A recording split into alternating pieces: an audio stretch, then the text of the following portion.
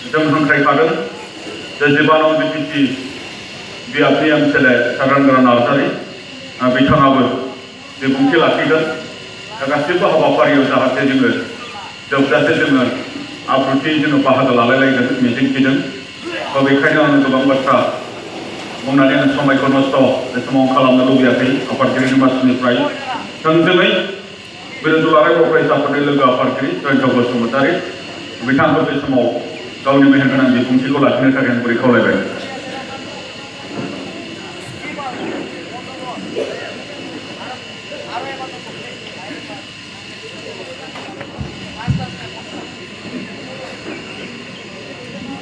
खुलुमबाय। दुलाराय बर' फरायसा आफादनि 53थि जोनोम सान बे सानखौ चिरां जिल्ला दुलाराय बर' फरायसा आफाद काजलगांव दख'रा दुलाराय बर' फरायसा आफादा दिनै दांथल दालाय बड'सा नोगोराव थानाय दांथल दालाय दुलाराय बर' फरायसा आफादनि बे मावख'आव फुंनि फिरफिला उरायहोनायजों लोगोसे मुंख्लंफोरनो बिबार बावनाय बे हाबाफारिजों दिनैहाय मेहेर गोनाङै जागायदों। दिनै बे हाबाफारि जोबखांनायनि उनाव गेवलां मेल बे मेलखौ सामलायनाय चिरां जिल्ला दुलाराय बर' फरायसा आफादनि मानगोनां आफादगिरि बेयावनो बाहागो लानो हादों 12 नं काजलगांव बिटिसि बियाबनि एमएलए मानगोनां बिथां जोंगोरा नार्जारी बेयावनो दङ बे ओनसोलनि गार्जेन सानसुमै मानगोनां बिथां लकेन्द्र बसुमतारी बेयावनो दङ मानगोनां बिथां मण्डल सिंह बसुमतारी मानगोनां बिथां सीतानाथ बसुमतारी दङ आरो बेयावनो दङ गुबुन गुबुन बिबानगिरिफोर दैदेनगिरिफोर आरो दांथल प्राइमारि बर' थुनलाइ आफादनि आफादगिरि नेहाथारि मानगोनां बिथांमोन आरो बे थांनाय गोलाव समाव बर'नि सिनायथि आरो थामोन्थानि थाखाय संग्राम खालामनायाव बाहागो लाबोनाय गोबां दैदेनगिरि आरो दिनै बे दुलाराय बर' फरायसा आफादनि 53थि जोनोम सान फालिनायजों लोगोसेयैनो दिनै बेयाव मुंख'थाव गोसोआव लाखिथाव आरो गोसोखांजाथाव फैबाय थानाय समनि थाखाय मोनसे जारिमिनारि बर'फ्रा गाव थामोन्था सिनायथि आरो रैखाथिनि थाखाय संग्राम खालामनायनि जारिमिनाव बे बांगाल लबा बड'सा नोगोरनि ओनसोलनि 1989 मायथाइयाव 29 एप्रिल अक्ट'आव जे कम्बिं अपारेशन जाय कम्बिं अपारेशनाव 372 बर' सुबुंफोरा बर'नि दावहारुफ्रा जोंनि बै समनि बर'नि सिनायथि थामोन्था आरो रैखाथिनि थाखाय आलादा बड'लेण्ड रायजो बिनानै सोमावसारनायाव बाहागो लानाय बे ओनसोलनि साफ्रोमबो लाइमोनफोर सानसुमै बिथांमोन फोरोंगुरु बिथांमोन समाज सिबियारि आरो जोंनि बिमा बिफा लोगोसेयैनो बै समाव दाहोना दिंग्रा थानानै न'खरखौ मदद होबोग्रा बिथांमोनहा एरेस्ट जानांदोंमोन आरो बिथांमोनखौ सोरखौबा दादा TADA terrorist and disruptive act prevention activity बे एक्टनि गेजेरजों खानाय जादोंमोन। दिनैहाय बै 372 बड'लेण्ड आन्दलनाव कम्बिं अपारेशननि गेजेरजों खाजानाय सुबुंफोरनि गोसोखांथियाव आरो बेबायदिखायनो गोसोखांथि होननानै जों बुंनांगोन जे बे 372 नैबे बांगाल लबा सारा आसामनि बे बांगाल लबानि मोनसे गामि ओनसोल बै समाव बुंनो थाङोबा मोनसे गोग्लैसोनाय ओनसोल बादियाव खाजानाय बे सुबुंफोरनि बे निउसआ खिन्थु BBC लण्डन बे रेडिअ'आव बे खौरां बिजोङाव ओंखारदोंमोन दा बेबायदि मोनसे जारिमिनारिखौ दिनै गोसोखांथि महरै दिनैहाय बेयाव मोनसे टम बानायनानै जेरै जाय टमनि माबाया महरा नैबेबायदि जायखौ माने भिक्टरि साइन होननानै बुंनाय जादों। मानोना दिनै बे बांगाल रबा ओनसोलाव 372सा खाजादों। बिनि अनगायैबो सारा आसामाव बे थादा आयेननि गेजेरजों गासै 10,000निबो बारा बर' सुबुंफोरखौ खानाय जादोंमोननो, एरेस्ट खालामनाय जादोंमोन। दा फैयै फैयै दिनैहाय बर'फ्रा देरहाफैदों।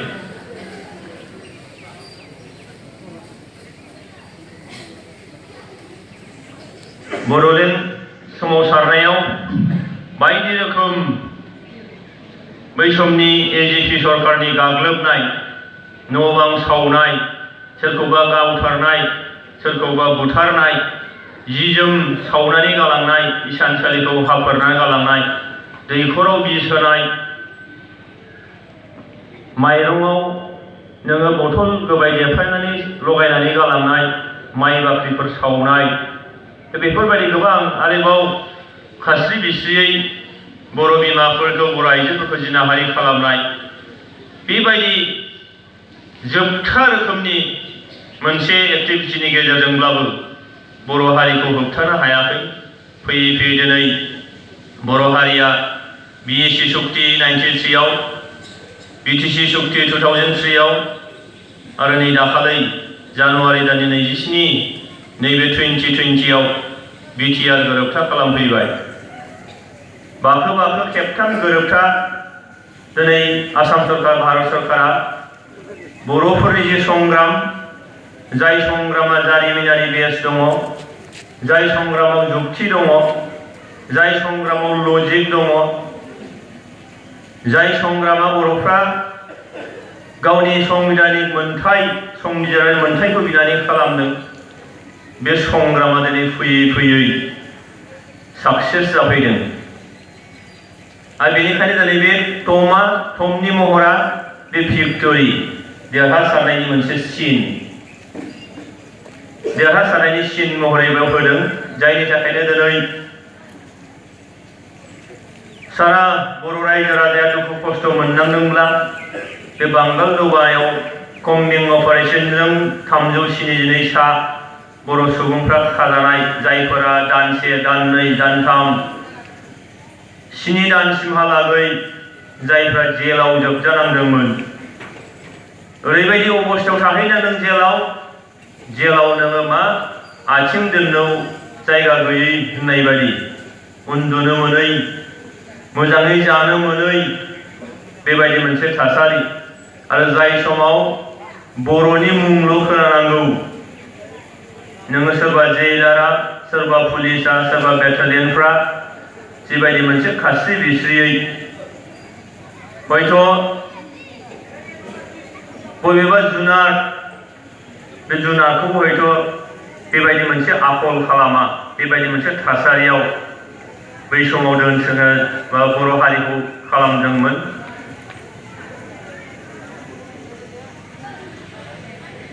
थादा आयेन बायदि मोनसे गोसोम आयेननि गेजेरजों जोबनानै दोनदोंमोन।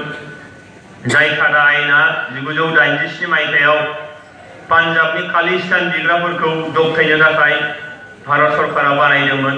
बेखौ आसाम सरकाराबो बेखौ बाहायफैदोंमोन। आरो बे आयेननि गेजेरजों लामायाव जेखि दाय मावाथों मानो, दाय मावालासिनोबो बर' मानसि नुब्लानो फन खालामनानै लानानै थाङोमोन। 3rd ग्रेड मोनसे साजा बै समाव होनाय जायोमोन। दा बेफोरबायदि हयथ' दुखु खस्थ' सैनांनाय बेयाव नुजाफैदों। दिनै दुलाराय बर' फरायसा आफादनि बे 53थि जोनोम सानाव आङो दुलाराय बर' फरायसा आफादनि जानानै आरो आंनि फारसेनिफ्राय आं नोंथांमोन बयखौबो सेलुट होदों। 372 सानि गेजेराव गोबाङानो रुंसारि जालांबाय। मानगोनां बिथांमोननि जिउमानि गोजोननि थाखाय दिनैनि नैबे बुब्लियाव आङो दुलाराय बर' फरायसा आफादनिफ्राय खुलुमनाय हरदों, सिबिनाय हरदों। जे मानगोनां रायजो राजाफोर, दिनैहाय लासै लासै फैयै फैयै बर'फोरनिफ्राय गोसोम जोमैया लासै लासै जायखारलांदोंसै, बुस्रांबोदोंसै।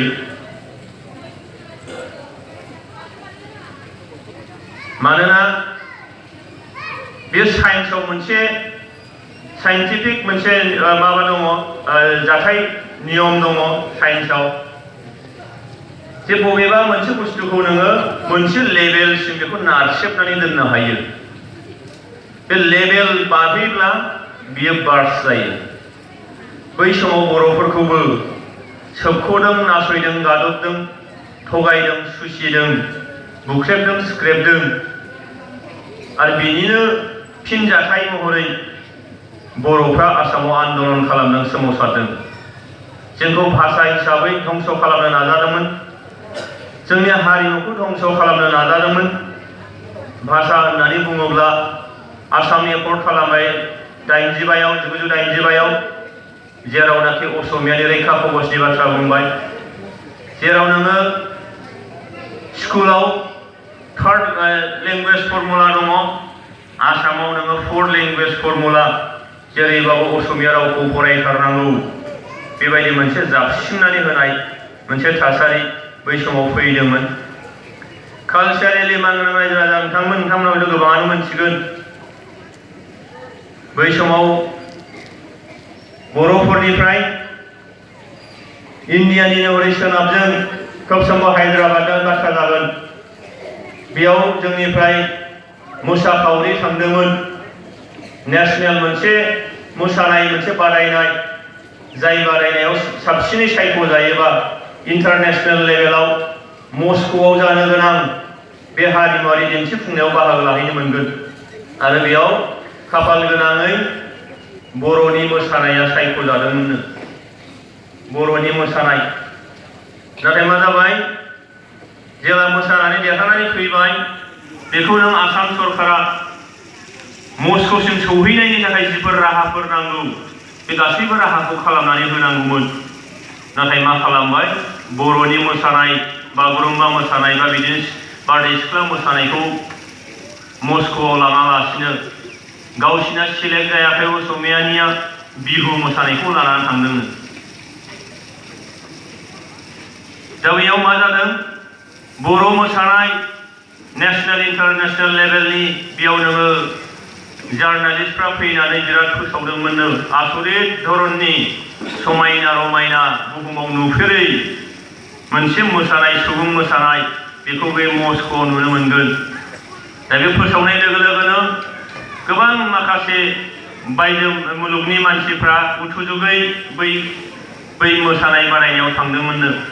नाथाय उनाव मा जाबाय, जेला इन्डियानि बाथ्रा फैयो, बे समाव जोंहा बयबो गोदोना फोलाव नाहरदोंमोननो, माबायदि बिलाइ मोसानाया, नुहैबाय नोङो बिहु मोसानाय।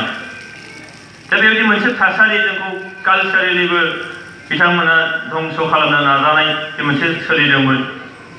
नाथाय जों मोनथिफिनदों जे बिहु मोसानाया बै मस्क'नि जे हारिमुआरि दिन्थिफुंनाय, बेयाव खिन्थु बिथांमोना सोंखारि जादोंमोन होननानै।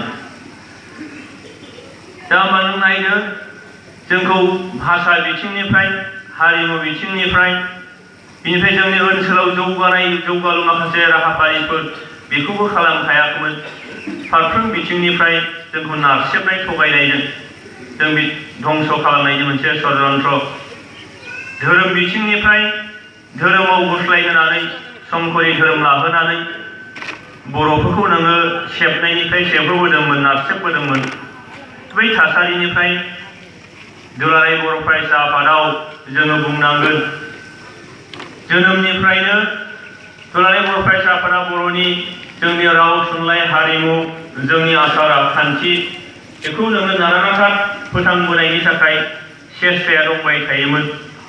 नाथाय दुलाराय बर' फरायसा आफादनि मुजियायाव बड'फा उपेन्द्रनाथ ब्रह्मनि एन्ट्रि जानाया दिंग्राय बिन्दो लाबोदोंमोन, टार्निं पइन्ट लाबोदोंमोन। बिथाङा आफादगिरि जानाय लोगो लोगोनो दुलाराय बर' फरायसा आफादा मोनसे रायजो राजाखौ लानानै बर' हारिखौ लानानै मोनसे दिग होनो हादोंमोन आरो बे सोमावसारनायखौ जागायदोंमोन। बेखायनो मानोना रायजो राजा नोंथांमोन दिनै बर' हारियाव मोननै आफादनि मुंखौ गोबां आफादफोर दङ, गोबां आफादफोरनि बिहोमाया दङ बर' हारिनि दिनैसिम नैबे अबस्थाखौ सौफैनायाव, खिन्थु मोननै आफादनि मुंखौ जोङो हयथ' लाथारनांगोन। बे जाहैबाय गिबिथाराव बर' थुनलाइ आफाद, बर' साहित्य सभा, जायखौ 1952 मायथाइयाव जोंनि बै समनि गेदेमा बिथांमोना बे आफादखौ जोनोम होदोंमोन। आरो बिनि उनाव 1967 मायथाइनि 15 फेब्रुआरियाव दिनैनि अक्ट'आव, दिनैनि सानाव दुलाराय बर' फरायसा आफादखौ बै समनि लाइमोनफोरा, सानसुमैफोरा दिनैहाय जोनोम होदोंमोन। बे मोननै आफादनि जुदि बर' समाजाव, बर' हारियाव जोनोम जायामोनब्ला हयथ' बर' हारिया दिनैनि नैबे अबस्थासिम हयथ' मोनफैनाय नङामोन। दा बेनिखायनो दिनैनि नैबे बुब्लियाव आङो बै गेदेमा बिथांमोनखौ, जायफ्रा बर' थुनलाइ आफादखौ जोनोम होनो थाखाय अहरह नाजाबाय, महर होफैबाय, दुलाराय बर' फरायसा आफादखौ जायफोर गेदेमा बिथांमोना जोनोम होबाय, महर होफैबाय, दा बै बिथां गेदेमामोनखौ आङो सेलुट खालामनो दिनैनि नैबे बिथिंनिफ्राय आङो बिथांमोनखौ खुलुमनाय जासिहरदों। बर' थुनलाइ आफादनि गिबिसिन आफादगिरि नेहाथारि जयभद्र हागजेरार सनाराम थाउसेन, दुलाराय बर' फरायसा आफादनि गिबिसिन आफादगिरि बानेश्वर बसुमतारी आरो बिथां खुंख्रा नार्जारी, कनकेश्वर नार्जारी, बेजों लोगोसेयैनो बिथांमोननि टीम, दिनै बिथांमोनखौ जों गोसोखांथारनांगोन, जाय बिथांमोना दिनै जोंनि गेजेराव गैलिया। दिनैबो बर' थुनलाइ आफादखौ जोनोम होजेननायफोरनि गेजेराव हयथ' सासे सानैया थांनानै दं। दुलाराय बर' फरायसा आफादखौ जोनोम होनायाव हाबा मावबोनाय बिथांमोना दिनैबो थांनानै दं। दा दिनै बिथांमोननि थाखाय जोङो दिनै नैबे दुलाराय बर' फरायसा आफादनि जोनोम सानाव जोङो गोसोखांथारनांगोन, साबायखर बावथारनांगोन। थ' मानोना सानसुमै नोंथांमोन, रायजो राजा नोंथांमोन, फोरोंगुरु नोंथांमोन, बिमा बिफा नोंथांमोन, जे दिनै जोङो BSc, BTC आरो BTR सुक्ति खालामखांनानै दिनै बर'फ्रा बे थासारियाव जोङो फैबाय।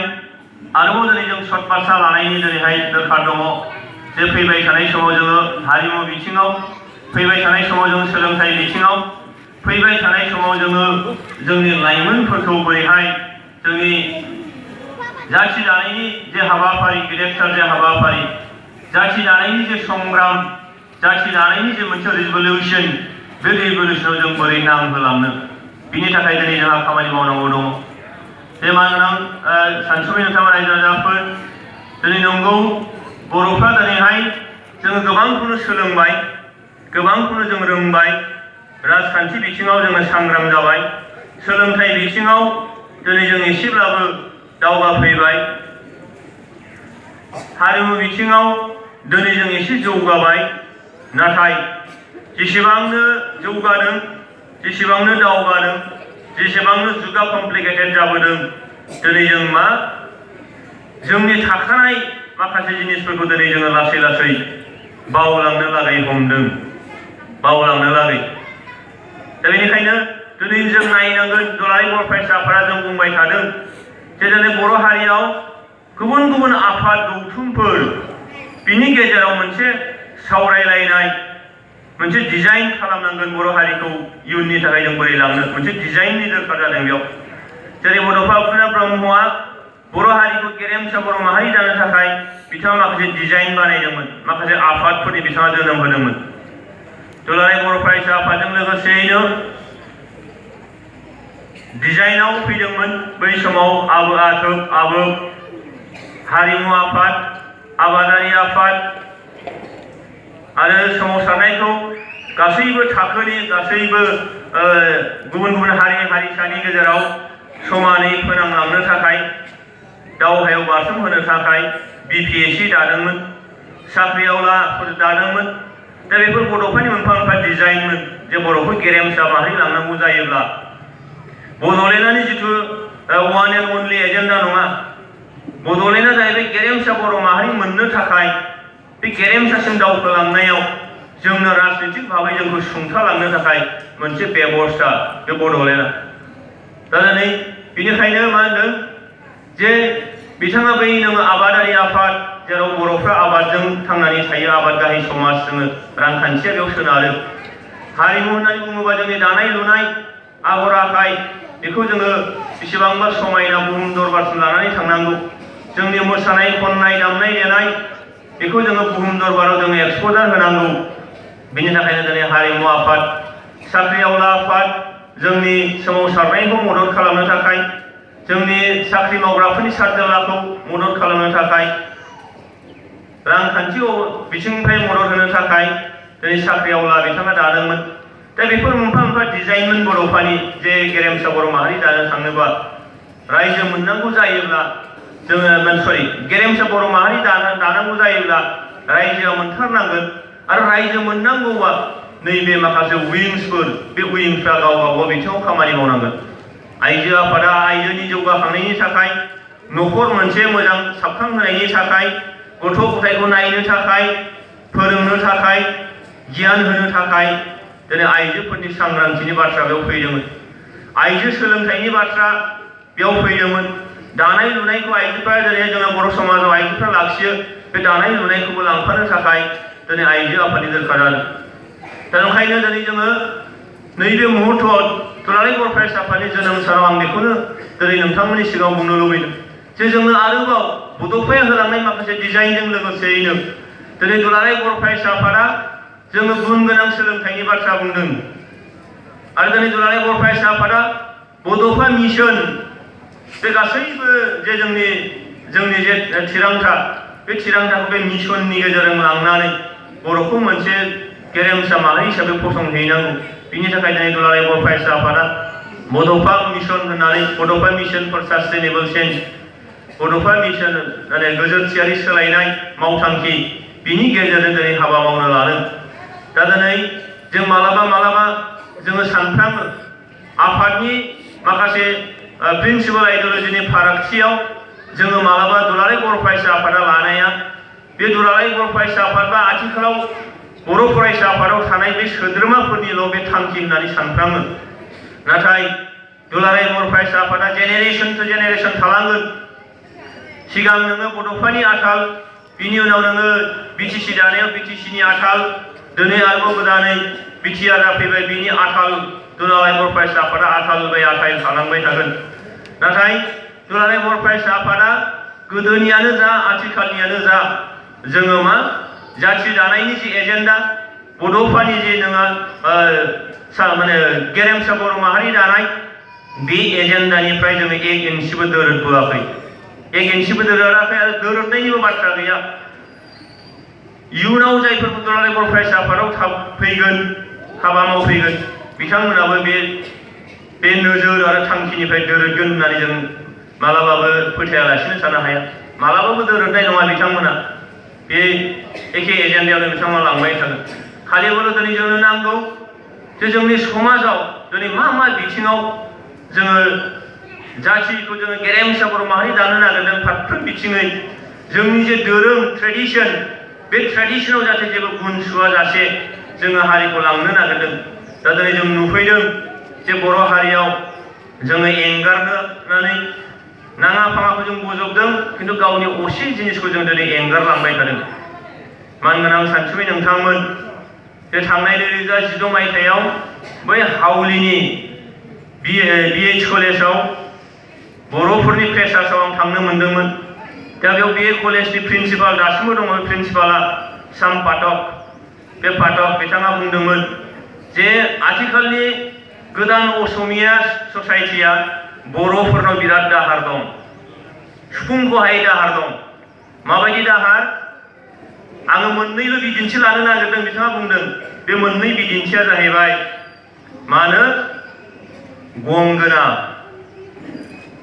गंगोनाखौ गोदो बर'फ्रा जोंनि मेथाइयाव दामोमोननो गंगोनाखौ जों दामनो रोङोमोन बर'फोरनि थारमोन होनना बिथाङा बुंदों बे गंगोनाखौ खिन्थु असमियाफ्रा दाहार लाबोबाय माने फुराफुरि सेनानै लाबोबाय बिथाङा बे बाथ्राखौ बुंदों आरोबाव मोनसेया जाहैबाय बे जाफि होननानै आलासि बरायो बिथांमोना खफ्रि देसिया, बे खफ्रि देसियाबो बर'फोरनिथारमोन, नाथाय बेखौ गोदान असमियाया बेखौ नोङो सेनानै लाबोबाय।